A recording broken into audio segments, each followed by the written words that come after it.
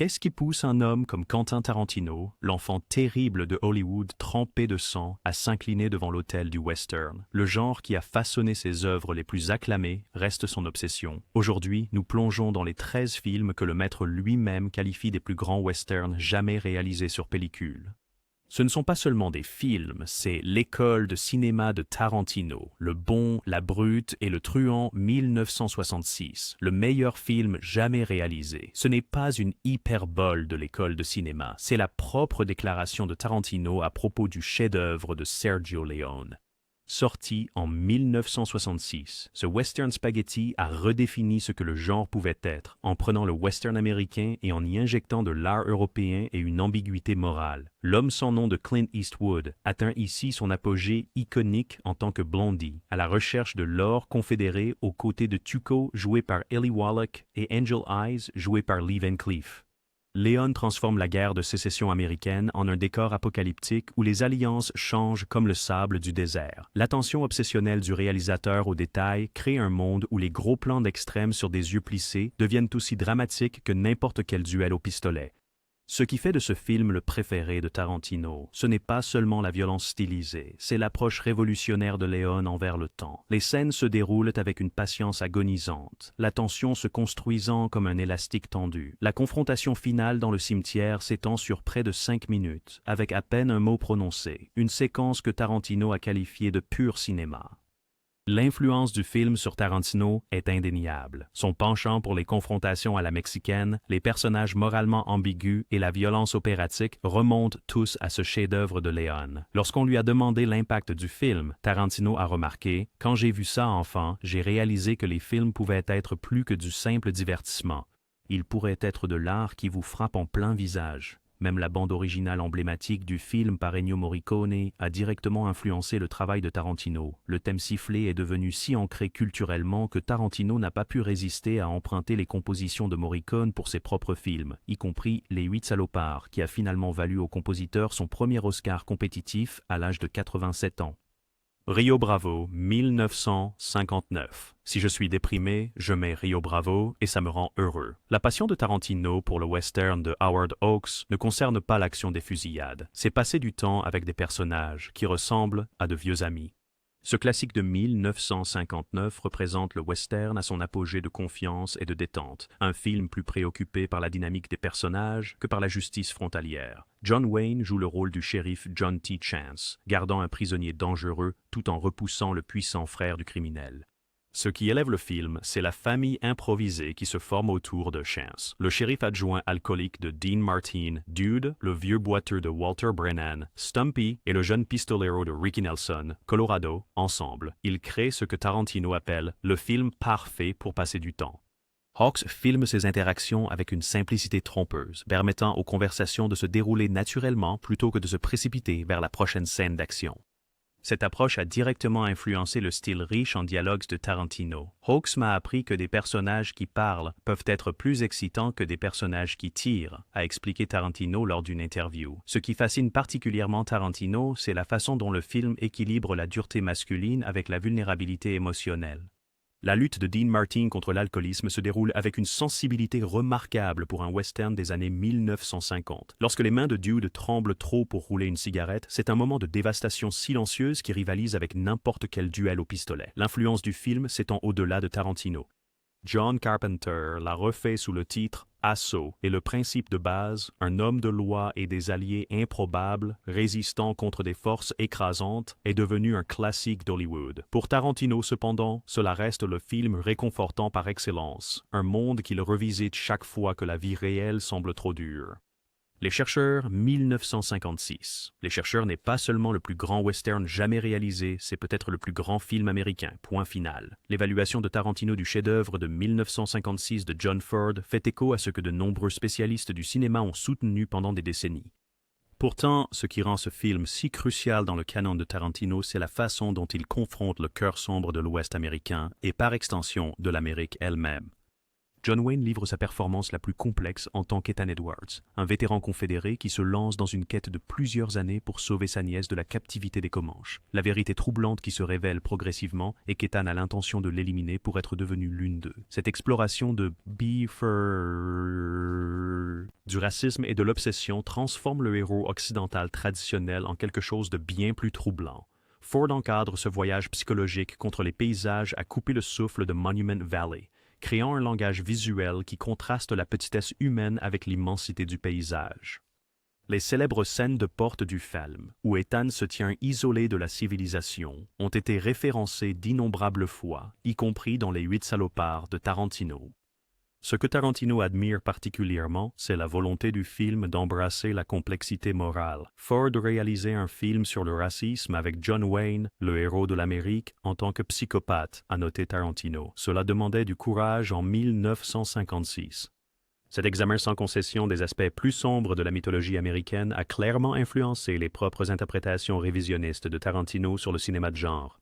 Les réalisations techniques du film restent impressionnantes. L'utilisation par Ford de VistaVision pour capturer le paysage a créé des images d'une clarté et d'une profondeur remarquables, tandis que la musique de Max Steiner alterne entre des thèmes d'aventure captivants et des motifs troublants qui soulignent les motivations douteuses d'Ethan. Bien qu'initialement reçue comme un simple western, La prisonnière du désert a gagné en stature pour devenir le texte fondateur pour les cinéastes, examinant la relation complexe de l'Amérique avec son passé de frontière. Il était une fois dans l'Ouest, 1968, le western ultime de Leone, un film si parfait qu'il semble avoir été sculpté plutôt que filmé. La révérence de Tarantino pour l'épopée de 1968 de Sergio Leone va au-delà de la simple admiration, c'est plus proche de la dévotion religieuse. Cette méditation délibérée et grandiose sur le mythe du western représente Leone au sommet de son art, créant ce que beaucoup considèrent comme le couronnement du western spaghetti. La séquence d'ouverture du film à elle seule, près de 15 minutes avec à peine un mot prononcé, démontre la maîtrise de Leone. 3 hommes armés attendent à une gare avec seulement des sons ambiants, un moulin à vent grinçant, des articulations qui craquent, de l'eau qui goutte sur un chapeau. Cette séquence a appris à Tarantino le pouvoir de la construction patiente de l'attention, une leçon qu'il a appliquée tout au long de sa filmographie. Le choix de Henry Fonda, habituellement dans des rôles de gentil pour incarner le méchant aux yeux bleus, Frank, représente l'un des grands renversements du cinéma. La boussole morale de l'Amérique transformée en tueur d'enfants sans pitié a choqué le public et a démontré comment le western spaghetti pouvait subvertir les conventions hollywoodiennes. Tarantino utiliserait plus tard un casting similaire à contre-emploi avec des acteurs comme John Travolta dans Pulp Fiction. Ce qui fascine particulièrement Tarantino, c'est l'exploration par Leone de la création de mythes elle-même. Le vengeur joueur d'harmonica de Charles Bronson et le hors-la-loi réticent de Jason Robards représentent des archétypes du western atteignant leur point d'évolution ultime. Gilles, incarné par Claudia Cardinal, représente la civilisation qui finira par rendre ces archétypes obsolètes. La musique d'Ennio Morricone mérite une mention spéciale. Composée avant le début du tournage, Leone a en fait joué la musique sur le plateau pour aider les acteurs à comprendre le rythme émotionnel des scènes.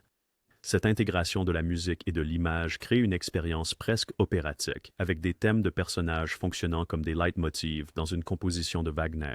Le rythme délibéré du film s'est avéré initialement difficile pour le public américain, mais sa réputation n'a fait que croître avec le temps. Pour Tarantino, cela représente le cinéma dans sa forme la plus artistiquement assurée. Leone comprenait que les westerns ne concernaient pas l'exactitude historique, ils portaient sur la mythologie, presque comme des films de samouraïs situés dans Monument Valley. La Horde sauvage, 1969. La Horde sauvage a tout changé. Après ce film, il n'était plus possible de revenir au chapeau blanc et noir. L'évaluation de Tarantino sur le western révolutionnaire de 1969 de Sam Peckinpah va droit au cœur de l'importance de ce film. Sorti dans une année de bouleversements sociaux profonds, il représentait rien de moins que le règlement de compte violent du genre western avec la modernité. Situé en 1913 le long de la frontière entre le Texas et le Mexique, le film suit des hors-la-loi vieillissants dirigés par Pike Bishop, interprété par William Holden, alors qu'il planifie un dernier coup avant la retraite. Ce qui distingue l'approche de Peckinpah, c'est son refus de romantiser ces hommes. Ce sont des figures brutales et compromises prises entre deux mondes, leur code de loyauté étant la seule chose qui les sépare de la faillite morale totale. La violence du film, à la fois ballétique et horrifique, présentée en un ralenti révolutionnaire, a brisé les conventions hollywoodiennes. Les corps ne tombent pas simplement, ils dansent des ballets macabres, alors que les balles déchirent la chair et que le sang éclate en nuages cramoisis.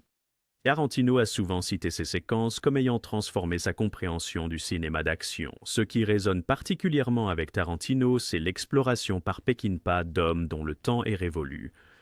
Le film commence avec des enfants regardant avec joie des scorpions dévorés par des fourmis, une métaphore à la fois pour la relation du public à la violence à l'écran et pour la position du groupe dans un monde où les hors-la-loi à cheval affrontent des automobiles et des mitrailleuses. La célèbre marche finale du film, le groupe avançant vers une mort certaine, représente la distillation parfaite du courage fataliste au cinéma. Alors que Holden dit à ses hommes « Allons-y », une simple phrase transformée en une déclaration existentielle sur le fait de faire face à l'annihilation selon ses propres termes. L'homme qui tua Liberty Valance, 1962. Quand la légende devient un fait, imprimez la légende. Cette réplique emblématique du western élégiaque de John Ford de 1962 pourrait servir de manifeste artistique à Tarantino. Tourné en noir et blanc austère alors que les westerns en couleur étaient la norme, le film représente l'examen le plus sophistiqué de Ford sur la conquête de l'Ouest, non seulement avec des armes, mais avec des mythes et des récits qui obscurcissaient souvent des vérités inconfortables. Jimmy Stewart joue Ransom Stoddard, un avocat de l'Est qui gagne en renommée pour avoir prétendument tué le célèbre hors-la-loi Liberty Valance. Tom Doniphan de John Wayne représente le héros de l'Ouest, rendu obsolète par la civilisation que Stoddard apporte. La révélation centrale du film, que Wayne a en fait tiré sur Valance depuis l'ombre, devient une métaphore puissante de la manière dont l'histoire simplifie des réalités complexes. Ce qui captive Tarantino à propos de ce film, c'est sa qualité métafictionnelle. Ford faisait essentiellement un film sur la façon dont ses propres westerns avaient créé des mythologies qui n'étaient pas entièrement vraies, a expliqué Tarantino. C'est un film sur le cinéma lui-même. Cette conscience de soi concernant les conventions de genre deviendrait plus tard une marque de fabrique du travail de Tarantino. La retenue visuelle du film, tournée sur des plateaux plutôt qu'à Monument Valley, crée une artificialité intentionnelle qui souligne ses thèmes, l'Ouest de la mémoire et du mythe plutôt que la réalité historique. Les costumes d'Edith Head accentuent encore ce contraste, avec le cuir brut de Wayne opposé à la tenue de Stewart, plus propre à l'Est. Ce qui distingue particulièrement Liberty Valance, c'est son ton mélancolique. Ford, approchant de la fin de sa carrière, semble lutter avec son propre rôle dans la création de la mythologie du western. Lorsque le dernier flashback se termine et que nous revenons au présent, le sentiment de perte est palpable, tant pour les personnages que pour le western lui-même, en tant que forme d'art américaine viable. Pour Tarantino, le film représente la méditation la plus profonde du western sur lui-même. C'est Ford admettant que parfois les histoires que nous racontons comptent plus que ce qui s'est réellement passé, ce qui est essentiellement ce que je fais dans tous mes films historiques. Le Grand Silence, 1968. Le western le plus brutalement nihiliste jamais réalisé. Tarantino ne mâche pas ses mots en décrivant le chef-d'œuvre de Sergio Corbucci de 1968, un film dont la vision du monde sombre et la conclusion choquante continuent de troubler le public des décennies plus tard. Situé dans les montagnes enneigées de l'Utah, un changement radical par rapport au paysage ensoleillé typique du genre, Le Grand Silence représente le western spaghetti à son apogée politique et moralement complexe. Jean-Louis Trintignant joue le rôle du silence, un pistolero muet chassant les chasseurs de primes qui ont tué sa famille. Son ennemi, le sadique Loco, est interprété avec une joie glaçante par Klaus Kinski dans l'une de ses performances les plus mémorables. Ce qui distingue le film, c'est le refus de Corbucci de fournir la violence cathartique que le public occidental attend, offrant à la place une fin si choquante que les distributeurs américains ont d'abord refusé de sortir le film. Ce qui fascine Tarantino, c'est la manière dont Corbucci inverse les conventions du western. Le mutisme du héros sert de métaphore puissante pour les opprimés sans voix. Le décor enneigé transforme l'iconographie familière du western en quelque chose d'étranger et d'hostile. Même la musique d'Ennio Morricone évite les motifs traditionnels du western au profit d'un thème obsédant et mélancolique. La politique du film reste étonnamment pertinente. Les chasseurs de primes ciblent les pauvres et les marginalisés avec une impunité légale, protégés par des institutions corrompues. Lorsqu'un shérif noir tente de faire respecter la justice, il est brutalement éliminé. Cette critique systémique a clairement influencé le Django Unchained de Tarantino, qui rend hommage directement à la vision intransigeante de Corbucci. Le plus remarquable est la fin légendaire du film, que Tarantino qualifie de « la conclusion la plus courageuse de l'histoire du western ». Sans tout dévoiler, la confrontation de Silence avec Loco ne se termine pas par un triomphe héroïque, mais par quelque chose de bien plus troublant, un déni de justice qui oblige les spectateurs à affronter les réalités historiques souvent laides derrière la mythologie du western. Corbucci comprenait que certains, Parfois, les méchants gagnaient, a noté Tarantino. C'est ce qui rend ce film plus honnête qu'une centaine de westerns hollywoodiens avec leurs conclusions morales bien rangées. Les Professionnels, 1966. Une machine parfaite de film, chaque partie fonctionnant en harmonie précise. C'est ainsi que Tarantino décrit le western d'aventure de Richard Brooks de 1966, un film qui combine l'artisanat classique d'Hollywood avec la complexité morale émergeant dans le genre au cours de cette décennie charnière. Ce qui attire particulièrement Tarantino, c'est l'équilibre du film entre les sensations fortes des westerns traditionnels et les dynamiques de personnages sophistiqués, ainsi que les rebondissements inattendus du récit. Le postulat est trompeusement simple. Le millionnaire J.W. Grant engage 4 spécialistes pour sauver sa femme du révolutionnaire mexicain Jesus Raza. L'équipe se compose de l'expert en explosifs Bill Dalworth, du spécialiste des armes Henry Rico, du dresseur de chevaux Hans Ehrengard et du pisteur Jake Sharp. Ce qui rend le film spécial, c'est la façon dont il subvertit continuellement les attentes concernant ses personnages et leur mission. Ce que Tarantino admire particulièrement, c'est la narration économique de Brooks. Chaque personnage est établi avec une efficacité remarquable, Marvin testant la précision d'un fusil, Lancaster faisant exploser un puits de pétrole, Ryan calmant un cheval sauvage. Ces séquences sans parole nous disent tout ce que nous devons savoir sur les capacités et les tempéraments de ces hommes. Le langage visuel du film mérite une mention spéciale. Le directeur de la photographie Conrad Hall capture les paysages arides du sud-ouest avec une beauté qui transmet néanmoins leur danger. En tournant dans la vallée de la mort et le parc d'État de la vallée de feu, Hall crée des images d'une composition picturale qui ont influencé l'approche de Tarantino des paysages de western dans Django Unchained. L'élément le plus subversif du film vient dans son 3e acte. Lorsque les professionnels découvrent que Maria n'a pas du tout été kidnappée, elle s'est enfuie volontairement pour retourner auprès de son ancien amant, Raza. Cette complication morale transforme une mission de sauvetage simple en quelque chose de bien plus nuancé, obligeant les personnages à reconsidérer leur loyauté et motivation. La réplique finale de Lancaster au businessman corrompu Bellamy, « Rico, tu veux revenir pour la récompense ?» représente la parfaite distillation de la vision sarcastique du film sur l'honneur dans un monde où l'argent l'emporte généralement sur la moralité. C'est précisément ce mélange de divertissement et de complexité éthique que Tarantino recherche dans ses propres films. The Tall Tea, 1957, Bud Boetticher et Randolph Scott ont créé des westerns si purs qu'ils sont pratiquement des haïkus. L'appréciation de Tarantino pour ce joyau de 1957 témoigne de sa fascination pour les réalisateurs de genre qui ont atteint la grandeur dans des contraintes strictes. D'une durée de 78 minutes et tournée en seulement 20 jours, The Tall Tea démontre comment les limitations peuvent produire une concentration artistique remarquable.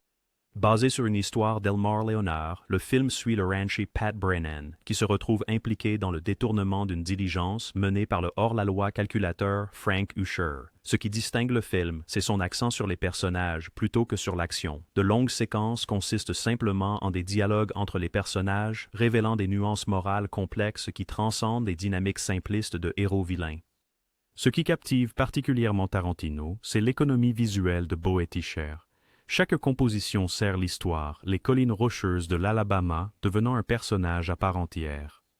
Cette efficacité s'étend à la narration. L'acte d'ouverture choquant du film se conclut par le meurtre d'un conducteur de diligence et de son jeune passager, leur mort se produisant hors écran, mais transmise avec une efficacité glaçante à travers le son et les plans de réaction.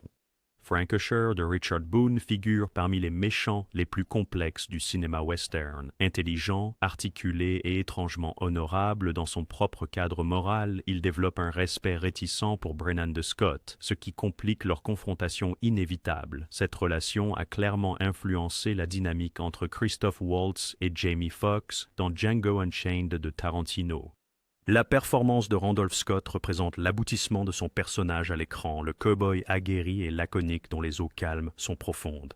À 59 ans lors du tournage, Scott apporte à Brennan une qualité vécue que des acteurs plus jeunes n'auraient pas pu atteindre. Son style de jeu minimaliste crée un contraste fascinant avec l'approche plus expressive de Boone. Le film appartient à ce que les critiques appellent le cycle Renown, 7 westerns que Boetticher a réalisé avec Scott et le producteur Harry Joe Brown.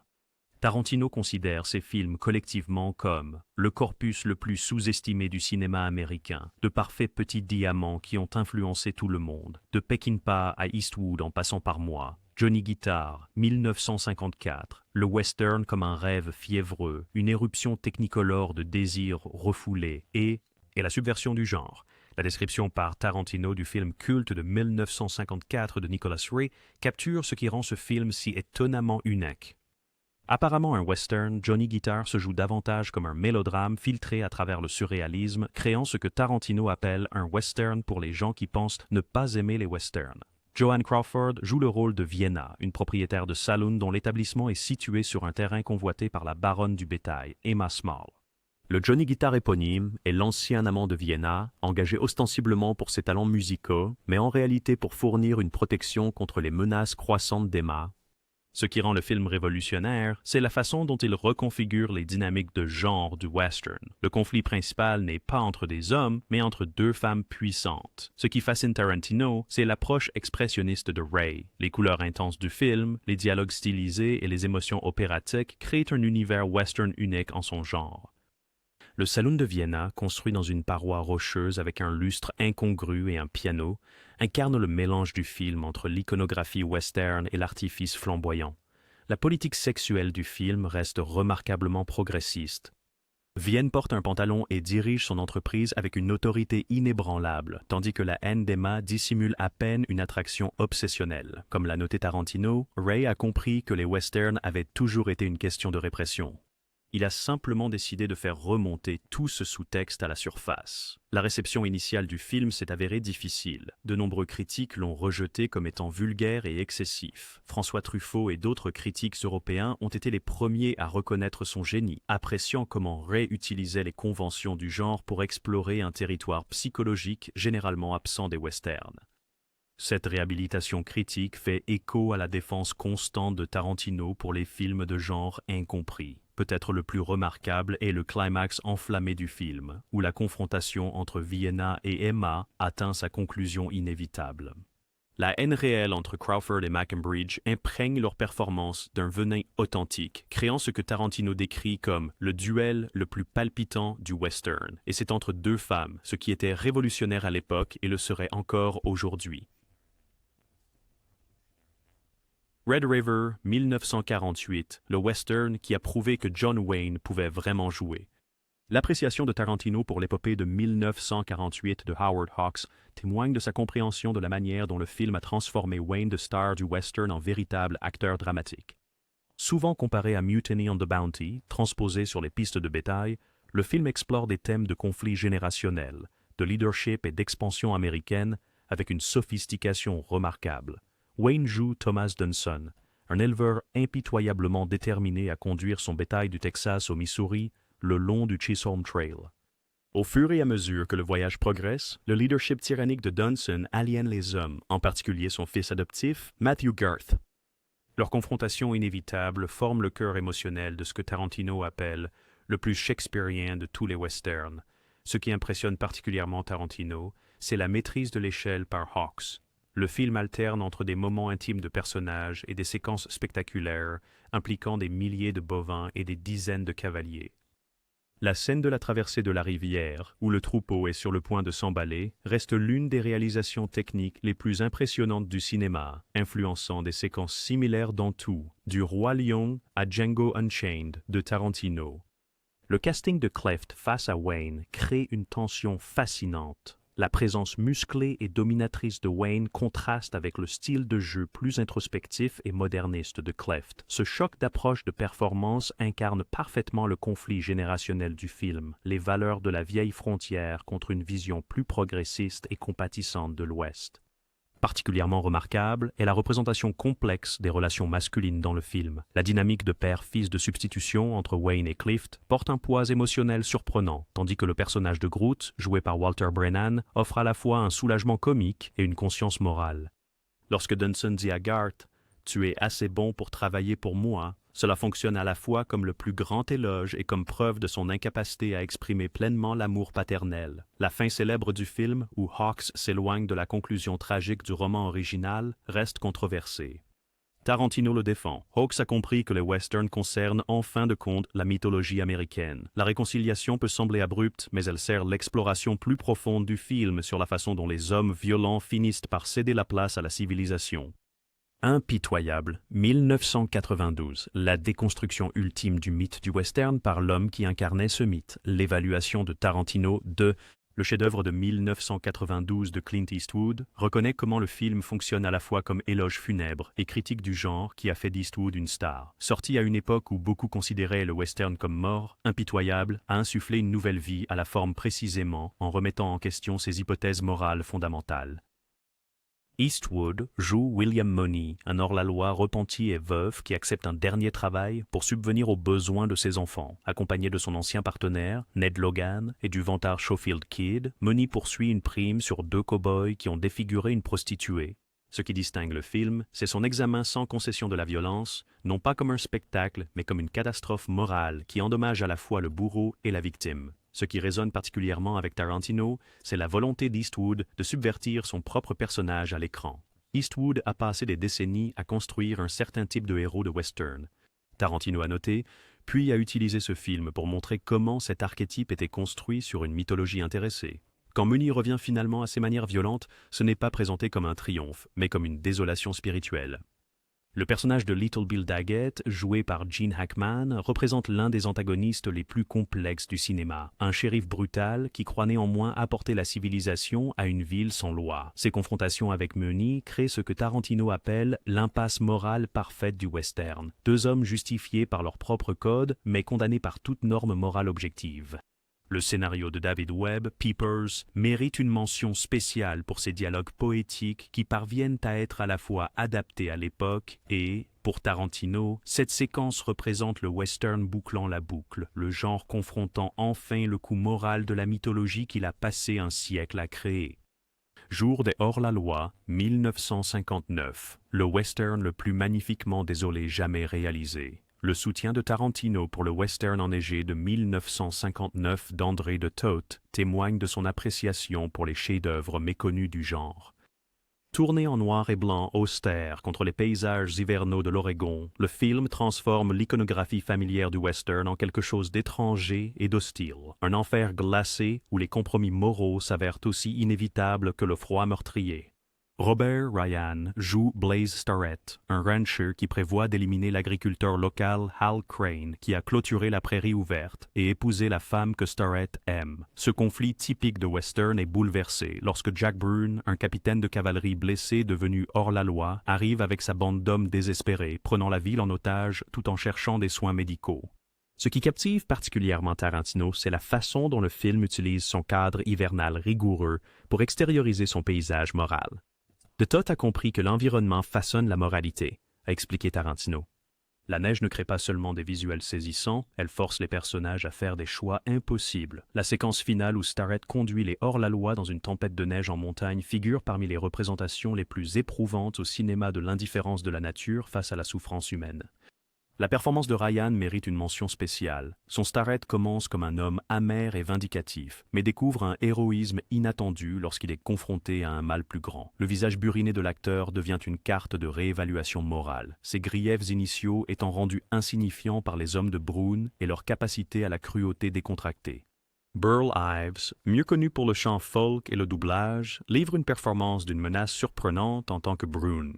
En maintenant le contrôle de ses hommes par la seule force de sa volonté, tout en mourant lentement d'une blessure par balle, Brune représente ce que Tarantino appelle le méchant le plus humain du western, un mauvais homme essayant d'empêcher ses hommes de devenir quelque chose de pire. Le style visuel du film, influencé par le film noir autant que par les traditions du western, crée une atmosphère claustrophobe rare dans ce genre généralement expansif. La caméra de Toth capture des visages dans des ombres dures et des paysages dans des voiles blancs désorientants, créant ce que Tarantino décrit comme l'équivalent visuel parfait de l'ambiguïté morale, un monde où les lignes de vue claires sont impossibles, à la fois littéralement et figurativement. Des montagnes enneigées au désert brûlé par le soleil, ces 13 femmes capturent ce qui a fait tomber Tarantino amoureux du western, sa complexité morale déguisée en simple divertissement. Ce n'étaient pas seulement des films qui l'ont influencé, c'était son éducation sur la façon dont le cinéma peut transformer le mythe en art. Quels films western ont façonné votre perspective? Faites-le nous savoir dans les commentaires. Aimez et abonnez-vous pour plus d'analyses approfondies des films qui ont façonné nos cinéastes préférés. Jusqu'à la prochaine fois, continuez à regarder les classiques qui ont encore quelque chose à dire.